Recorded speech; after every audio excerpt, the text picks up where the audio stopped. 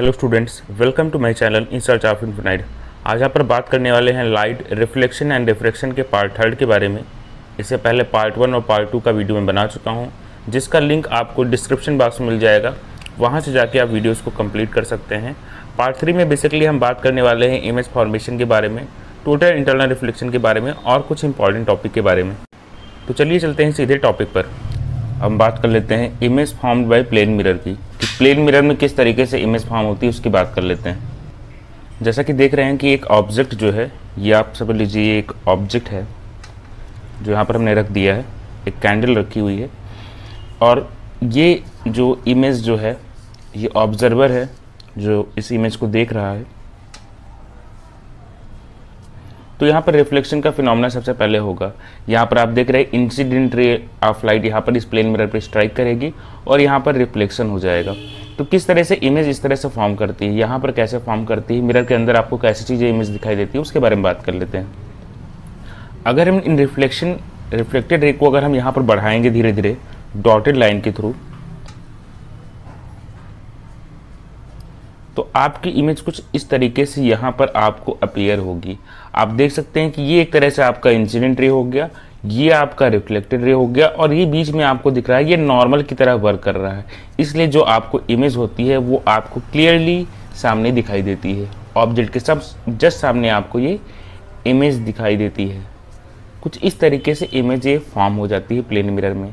आपने देखा होगा कई बार एम्बुलेंस जो वर्ड होता है, एम्बुलेंस जो है वो उल्टा लिखा जाता है। ऐसा इसलिए किया जाता है जिससे जो भी ऑब्जर्वर हो सामने वाला उसको वो सीधा दिखाई दे। इसे बोलते हैं लेटरल इन्वर्जन।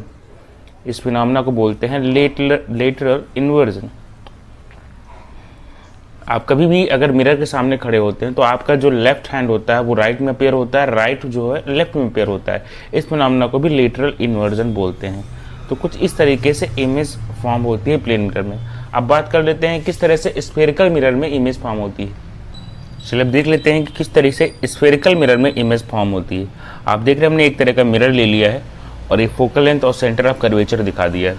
सपोज दैट एक हम ऑब्जेक्ट ले लेते हैं और इसके जस्ट सामने यहाँ पे हमने ये ऑब्जेक्ट रख दिया। ये हमने यहाँ पर ऑब्जेक्ट रख दिया है। तो सबसे पहले जो यहाँ से रे पास होगी वो सबसे पहले इस मिरर से टकराएगी, और सबसे पहले रे जो होती है फोकस से होकर गुजरती है। तो हमने इस तरह से फोकस से होकर इसको ये पास कर दिया। यहाँ से रे आई, यहाँ स्ट्राइक करेगी और फोकस से होकर गुजर जाएगी। ठीक है। अब जब यहाँ से दूसरी रे यहाँ से निकलेगी तो दूसरी रे सबसे पहले फोकस से होते हुए इस मिरर पे टकराएगी और मिरर के थ्रू यहाँ पर ये सीधी हो जाएगी। ये लाइन यहाँ पर सीधी हो जाती है और जो इमेज बनेगी वो सेंटर ऑफ कर्वेचर और फोकल लेंथ के जस्ट मिड में बनेगी। यहाँ पर कहीं इमेज ये फॉर्म होगी। ओके। तो इस तरीके से आप ध्यान रखिए कि सबसे पहले जो इमेज होगी, सबसे पहले जो रे होगी पास होकर फोकल लेंथ से गुजरेगी, देन दूसरी जो फोकल लेंथ से गुजरने के बाद ये लाइन जो होती है स्फेरिकल मिरर में सीधी हो जाती है। ओके। चलिए बात कर लेते हैं नेक्स्ट टॉपिक की। प्लेन मिरर में जो भी इमेज आपकी फॉर्म होती है वो हमेशा वर्चुअल और इरेक्ट होती है, ये हमेशा ध्यान रखिए। और जो भी इमेज की डिस्टेंस होगी वो जो भी वर्चुअल इमेज बनेगी उसकी डिस्टेंस के जस्ट इक्वल होती है, दोनों की दूरियां बराबर होती हैं। अब हम बात कर लेते हैं प्रोपगेशन ऑफ लाइट के बारे में। ये फिनोमेना काफ़ी इंपॉर्टेंट है, काफ़ी बार आपसे पूछा जाता है। आप लाइट और ऑब्जर्वर के बीच में अगर कितने भी पॉइंट्स रख देते हैं, रेक्टिलिनियर प्रोपगेशन ऑफ लाइट का कॉन्सेप्ट यही कहता है, कितने भी पॉइंट्स रख देते हैं, लाइट हमेशा एक स्ट्रेट लाइन में चलता है। प्रकाश हमें हमेशा एक सीधी रेखा में ही चलेगा, कोई हम प्रोपगेशन ऑफ लाइट कहते हैं।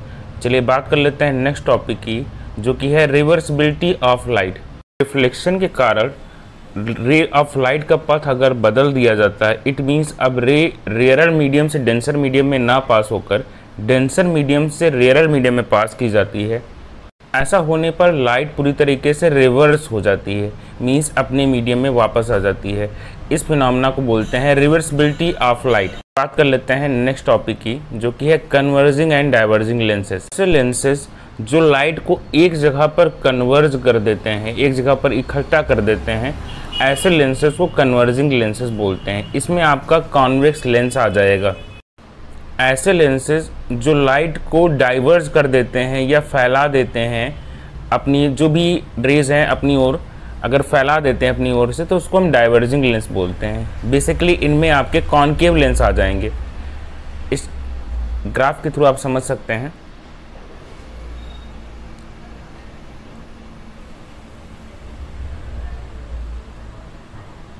अब बात कर लेते हैं टोटल इंटरनल रिफ्लेक्शन के बारे में। इसे पूर्ण आंतरिक परावर्तन भी कहते हैं। अब ये फिनोमेना कैसे होता है, क्या होता है, इसके बारे में बात कर लेते हैं। जब भी कोई लाइट डेंसर मीडियम से रेयर मीडियम में जाती है, सघन माध्यम से विरल माध्यम में जाती है।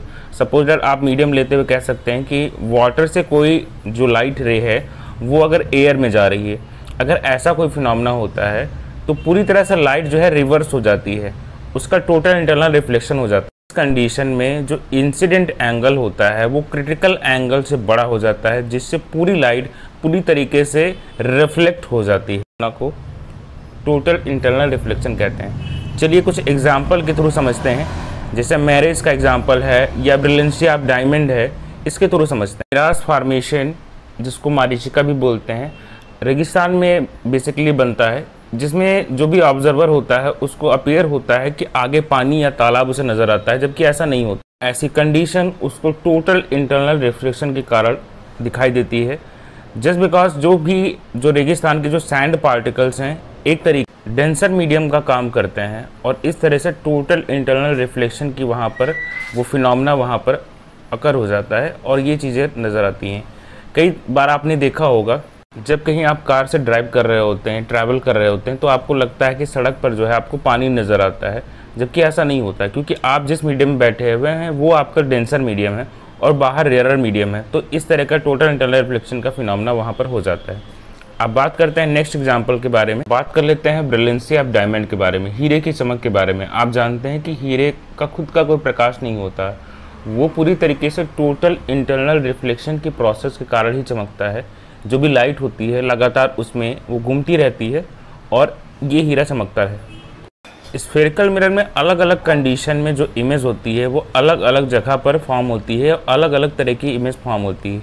इन्फिनिटी पे अलग रखने पर अलग, अगर हम सेंटर ऑफ कर्वेचर पे रखते हैं तो अलग, प्रिंसिपल एक्सिस फोकल लेंथ पे बीच में रखने पे अलग, हर प्रकार से अलग अलग तरह की इमेज फॉर्म होती हैं। Last topic is optical centre. Optical centre क्या होता है? जब भी कोई लाइट बिना किसी डेविएशन के जो भी सेंटर होता है उससे अगर पास हो जाती है तो ऐसे सेंटर को ऑप्टिकल सेंटर बोलते हैं। जैसा कि आप फिगर में देख रहे हैं कि रे ऑफ लाइट बिना किसी डेविएशन की सीधी सेंटर से अगर होकर गुजर जाती है तो ऐसे सेंटर को ऑप्टिकल सेंटर के नाम से जाना जाता है। आज की वीडियो में बस इतना ही।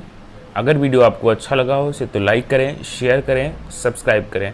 अगर वीडियो से रिलेटेड आपका कोई भी क्वेश्चन है तो इसे कमेंट सेक्शन में लिखें और इसे अपने फ्रेंड्स को शेयर करें।